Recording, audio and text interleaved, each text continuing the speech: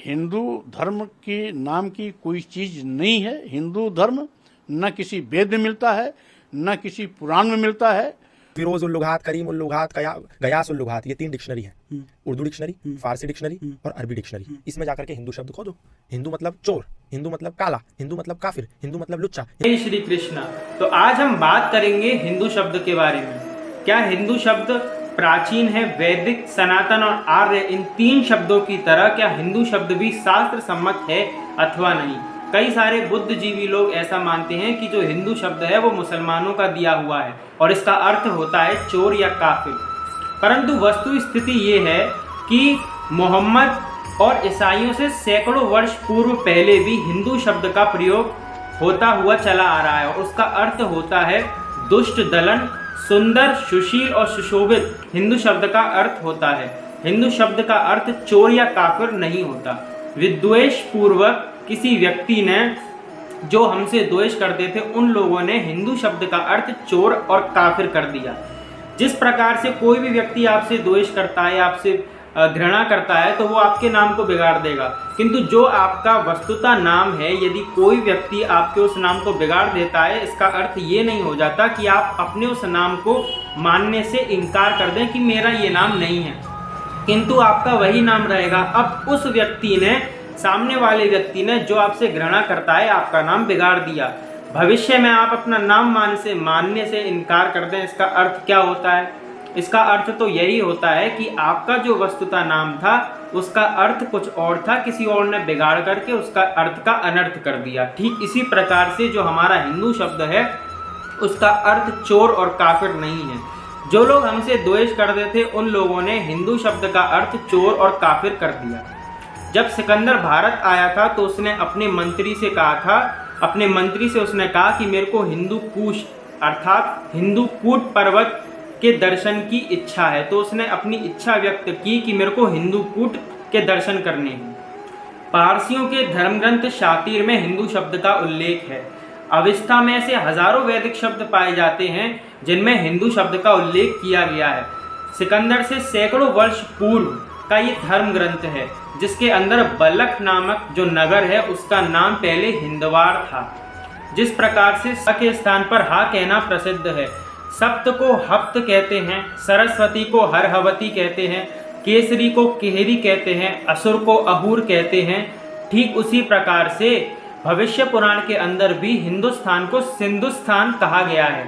सिंधु स्थानम इति गेयम राष्ट्रम आर्यस्य च उत्तमम, अर्थात कालिका पुराण में और शांगदर पद्धति के अनुसार जो वेद मार्ग का अनुसरण करता है वह हिंदू है।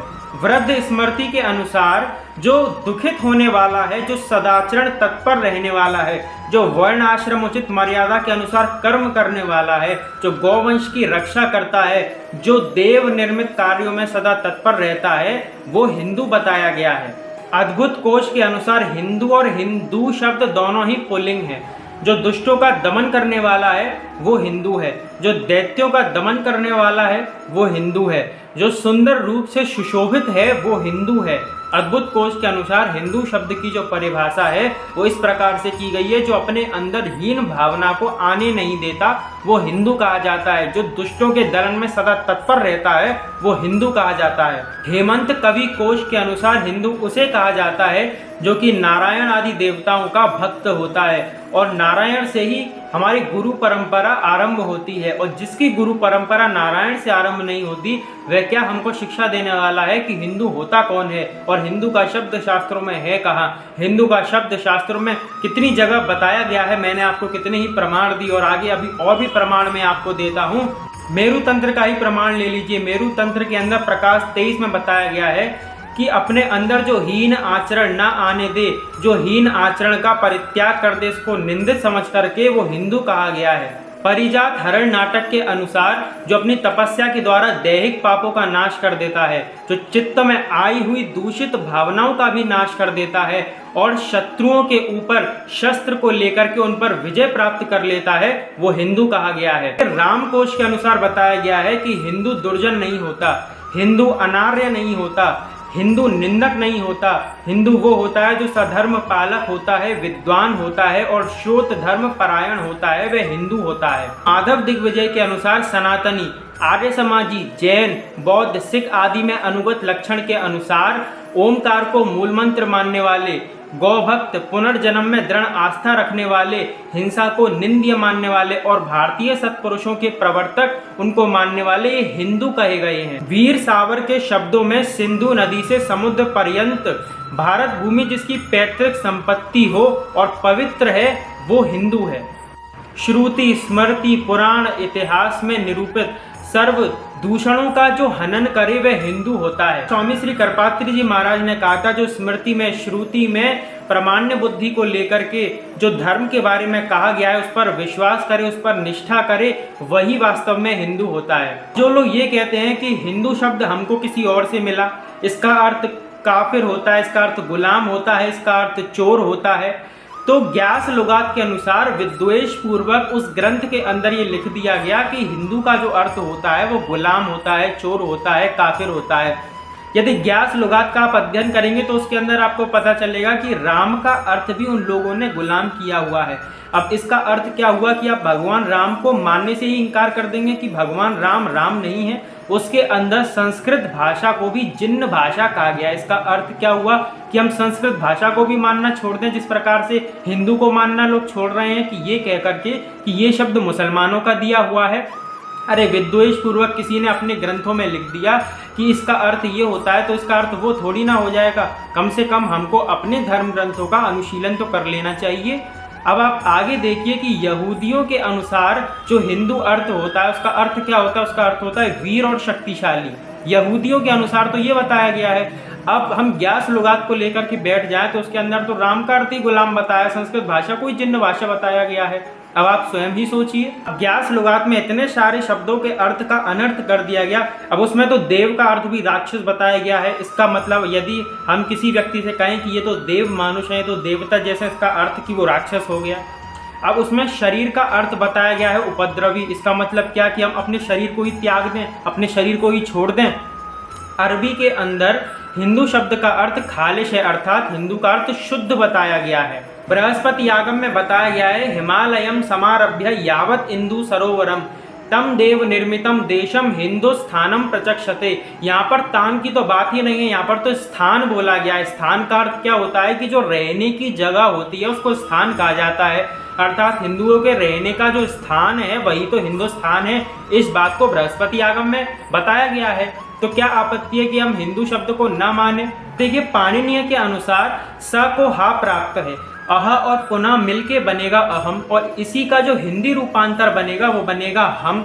जिस प्रकार से मैंने बताया भविष्य पुराण के अंदर हिंदुस्तान को सिंधुस्तान भी कहा गया है, सरस्वती को हरहवती के नाम से भी कहा गया है, असुर को अहुर के नाम से कहा गया है। ठीक इसी प्रकार से हिंदुस्तान को सिंधुस्तान के नाम से कहा गया है। ये तथ्य उद्भाषित किया गया है। हिमालय का प्रथम अक्षर लीजिए हा, और इंदु सरोवर का 2 अक्षर लीजिए इंदु, तो ह प्लस इंदु मिलके बन गया हिंदू। इसी को बृहस्पति आगम में भी मैंने आपको पहले बताया गया हिमालयम समारभ्य यावत इंदु सरोवरम, अर्थात हिमालय का हा ले लिया प्लस इंदु सरोवर का हमने 2 अक्षर ले लिए इंदु, अर्थात मिलकर बन गया हिंदू।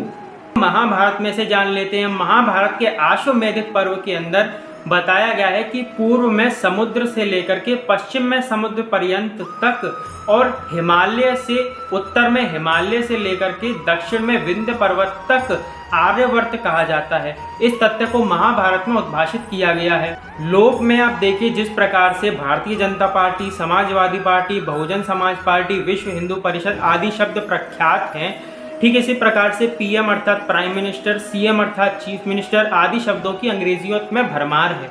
और न्यूज़ जो शब्द बना है NEWS, नॉर्थ, ईस्ट, वेस्ट और साउथ, उत्तर, पूर्व, पश्चिम और दक्षिण का वृत्तांत आया है। ठीक इसी प्रकार से हिंदी भाषा और हिंदू जाति हिंदू देश के ही अनुरूप है। इसी प्रकार से हिंदू शब्द का आज हमने इस वीडियो में बात करी। मैंने आपको कई सारे एग्जाम्पल्स देकर के बताया, कई सारे शास्त्रों का अवलंबन लेकर के बताया कि हिंदू शब्द हमारे धर्म ग्रंथों में दे रखा है और कहाँ कहाँ दे रखा है।